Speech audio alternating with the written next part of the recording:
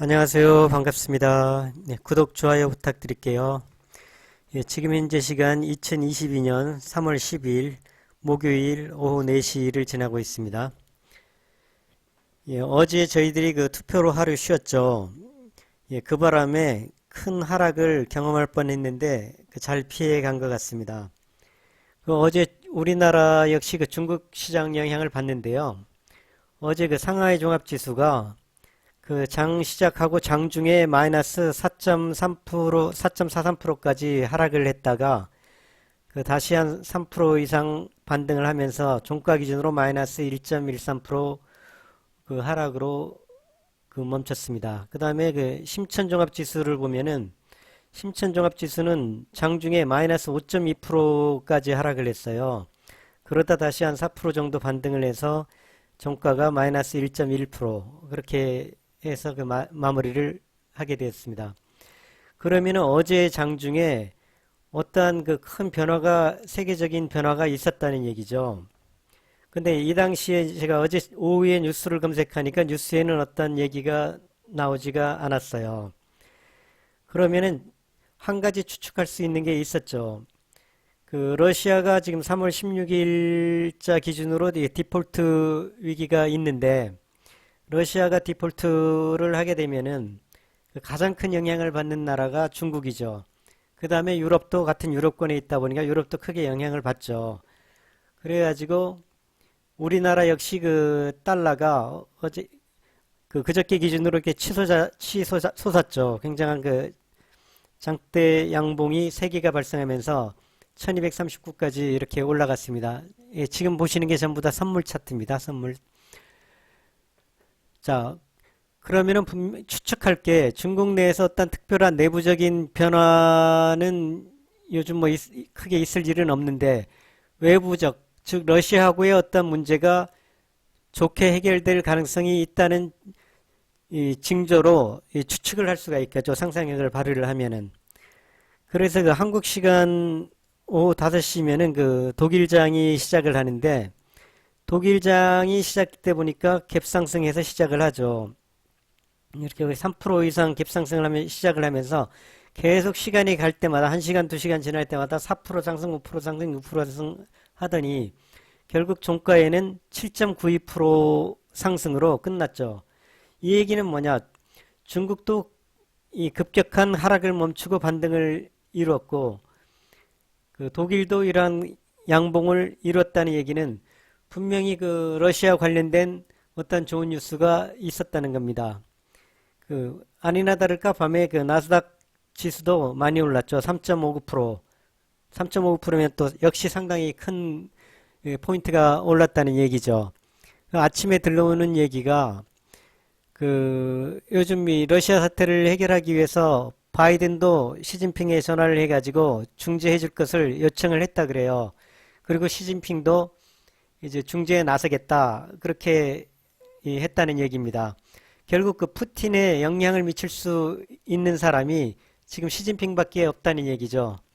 러시아는 그나마 중국이 그 같은 편에 대주고 있는데 중국마저 돌아서면은 여러 가지로 큰 곤란을 겪을 수 있기 때문에 중국의 말은 들을 수가 있다는 얘기죠.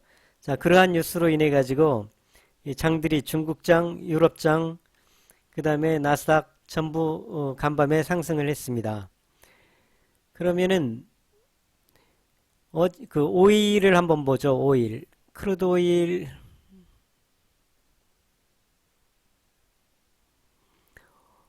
오일도 그저께 3월 8일, 3월 8일, 이제 3월 7일 이렇게 130불까지 올랐다가 어제 하루에 그러한 그 희소식에 호재에 힘입어 가지고 그 장중에 12% 하락을 했죠. 최대 16.9%까지 하락을 하다가 종가 기준으로 12% 하락을 했죠. 하루에 이러한 원자재라든가 지수라든가 이렇게 12%씩 하락을 했다는 것은 대단한 거죠. 그러니까 이러한 지표로 볼 때 어떤 나름대로 위험 요소가 러시아 우크라이나에 관한 위험 요소가 많이 좀 해결될 기미가 있다는 그 추정을 할 수가 있는 거죠. 그렇지만 뭐 아직 특별히 해결된 거는 없죠. 해결된 건 없지만 추정을 하면서 또 일단 큰 고비는 임시적으로는 좀 넘어갔구나 이러한 생각을 할 수가 있겠죠. 자, 그런데 그 오늘 상하이 종합지수를 보면은 그렇게 크게 상승하지는 않았어요. 어제의 하락은 멈추고 다시 그저께의 그 종가 부분에서 오전에 그 양봉을 만들다가 다시 음봉을 만들었죠. 종합적으로는 플러스 1.25%지만 그 오늘 내에서 하루의 움직임은 음봉이라는 얘기죠. 그러면은 아직까지는 어떤 큰 호재는 아니라는 얘기죠. 자, 러시아 사태로 인해서 중국도 이렇게 급격히 하락을 했죠. 급격히 음봉을 계속 연 5일째 음봉을 맞았습니다. 자, 독일도 마찬가지로 요 무렵, 여기가 여기 파랗게 칠해진 날이 우크라이나 침공한 날이죠. 그때부터 급격히 하락을 했습니다. 이 독일 지수, 중국 지수가 그 러시아의 그 전쟁과 연관이 많다는 얘기가 되겠죠. 예, 우리나라 지수는 뭐 중간에 그렇게 하락은 하지 않고 그래도 상승을 하다가 다시 좀 7일 날 좀 심각할 것 같다고 해서 여기까지 내려왔는데 다행히 어제 하루 쉬면서 여기서 이렇게 음봉을 맞지 않고 쉬는 바람에 건너뛰고 다시 오늘 양봉을 맞게 됐죠. 자, 달러원 환율도 보면은 아주 정점을 찍었다가 제가 그저께 올린 영상에서 이렇게 고점, 정고점, 코로나로 인한 이 고점과 맞닿는다고 말씀을 드렸죠. 그 꼭대기 전저점, 정고점과 일치한다. 이러한 게 별거 아닌 것 같지만 이 세력들 나름대로의 이러한 그 메커니즘이 있는 것 같아요. 여기를 찍고 그 다시 내려오는 저항을 받고 내려오는 모습. 물론 이 저항을 받고 내려오는 모습이 이러한 그 국제적인 이러한 그 시황의 영향을 받고 내려오는 거죠. 그런 게 다 영향을 받고 종합적으로 이 차트에 반영이 된다는 얘기죠. 자, 그래서 저희들은 항상 그 주식 매매를 할 때 너무 종목에만 얽매일 게 아니고 큰 시황을 항상 이 뉴스를 통해서 접하면서 그 파악할 필요가 있다는 거죠. 간단히 저희들이 그 바다에서 수영을 한다고 생각을 해볼 때 그 밀물대 수영해서 바다 쪽에서 이 무트로 수영해 들어오기는 상당히 쉽습니다. 그 밀물의 영향을 받으니까 수월하게 오는데 반대로 썰물 때 이 바다 쪽에서 무트로 이렇게 수영해 오려면 굉장히 힘이 들어요. 힘이 약하고 수영을 잘 못하는 사람들은 힘이 딸려서 중간에 빠져 죽을 수도 있어요. 뭐 수영을 잘하는 사람들은 그냥 물에서 누워서 쉬다가 다시 힘을 회복하고 다시 수영을 하고 그렇긴 하더라고요. 마찬가지로 그 주식의 그 고수들은 오랜 경험을 한 사람들은 그 쉴 때 쉬고 힘을 비축하고 다시 진입하고 이런 게 그 자유자재로 하지만 그 초보자들은 그러한 동량 파악을 하지 못하고 썰물인데 헤엄쳐 들어오려고 그 역류를 타고 수영을 하다가 힘이 다 빠지고 탈진을 하는 그러한 사태를 맞을 수가 있다는 거죠. 그러니까 항상 이런 시황을 항상 살피시라 그러한 말씀을 드리겠습니다. 자, 그러면은 오늘 우리나라 장의 움직임을 한번 살펴보도록 하죠. 자, 우리나라 장 거래소에서 역시 양봉을 내긴 했지만 그 외국인들은 오늘도 역시 4천억을 팔았어요. 뭐 개인들도 오늘 팔았네요. 개인들은 뭐 어제 많이 2조 정도 들어왔던 개인들이 그 단기차 하루 만에 그저께 들어왔죠. 이틀 만에 그 차익 실현을 하고 나가는 그러한 사람들이겠죠.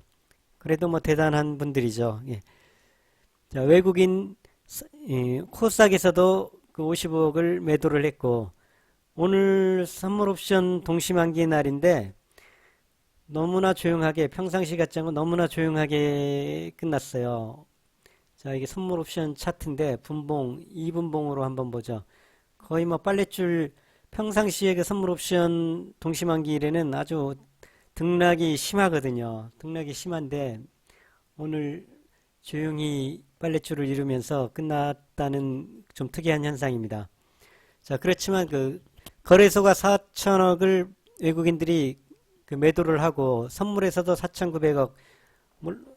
여기에는 그 다음 달 선물 6월물 매수한가까지 다 포함을 하다 보니까 만기일이라서 매도를 한 게 아니고 3월물 만기 그다음에 6월물 진입 이런 걸 다 포함해서 매도 쪽이 훨씬 많았다. 이렇게 볼 수가 있습니다. 그다음 콜옵션이 72억, 풋옵션이 24억. 이 말은 뭐냐면은 물론 뭐 옵션 매도분 청산한 부분들도 있겠고요. 만약 청산한 부분이 아니고 다음 달 내일부터 시작되는 그 6월 콜옵션 그 4월물을 볼 때는 어떤 변동성을 가질 수가 있다는 거죠. 콜옵션도 매수, 풋옵션도 매수라는 얘기는 장의 움직임을 크게 오르고 내리는 그런 움직임을 크게 가지고 가겠다 하는 이러한 의도로 볼 수가 있습니다. 자, 개인들도 역시 다 매도 쪽으로 따라갔고요. 뭐 기관들이 받쳐주는 이러한 이 현상이 오늘은 일어났네요. 아무튼 가장 큰 세력은 외국인인데 외국인이 매도를 했다는 것은 다시 저희 장이 급격히 이렇게 2750, 2800 이렇게 급격히 올라가기는 쉽지가 않다. 이러한 그 말로 그 이해를 하면은 좋겠습니다. 자, 달러 선물도 오늘 그 달러 선물의 매매 현황도 보면 외국인들이 달러 선물을 매수를 많이 했죠. 자, 그럼 원화를 버리고 달러를 취했다는 얘기입니다. 그 말은 뭐냐면은 요 달러 선물을 외국인들이 샀다는 것 요거 하나로만 평가할 때는 주가가 이제 내려갈 가능성이 많다. 이렇게 볼 수가 있다는 거죠. 그러면은 이 현물 시장에서도 4천억을 던지고 선물 시장에서도 거의 5천억 가까이 매도로 돌아섰고 달러 자체도 이제 매수를 7천억 정도 매수를 했다는 얘기는 지금 큰 세 개의 요인이 좀 하방으로 내일은 좀 하방을 갈 가능성이 높겠다. 이렇게 볼 수가 있습니다. 그러니까 그 어제 오늘 일부 분들은 그저께 그렇게 하락이 크게 했을 때 진입을 했으면은 오늘 좀 수익이 종목별로 뭐 3, 4%도 이 수익을 낼 수가 있었는데 아쉬움이 좀 있을 수는 있겠죠. 그렇지만 또 내려갈 수가 있다는 얘기입니다. 내일. 그러니까 아직까지 장이 완전하게 안정이 됐다는 얘기는 아니에요. 그러니까 조금 더 두고 봐야 되겠죠. 단지 제가 어제 아모레퍼시픽 등 그 한 달 동안 매매를 금지하라 그렇게 말씀을 드렸는데 그게 꼭 한 달까지 안 갈 가능성도 있겠죠. 시진핑하고 푸틴하고의 그 대화가 잘 돼가지고 러시아 사태가 빨리 해결되면은 뭐 일주일 열흘 만에도 불안 요소가 제거되고 다시 상승의 힘을 받고 저희들이 다시 그 매수로 들어갈 기회를 줄 수도 있겠죠. 그렇지만 아직까지는 오늘의 매매 동향을 볼 때는 아직까지는 섣불리 들어갔다 다시 또 하방으로 내려갈 가능성도 있겠다. 잠시 조심을 해야 되겠다 하는 그러한 시황입니다. 자, 오늘 녹화 여기서 마치겠습니다. 예, 구독, 좋아요 부탁드립니다. 감사합니다.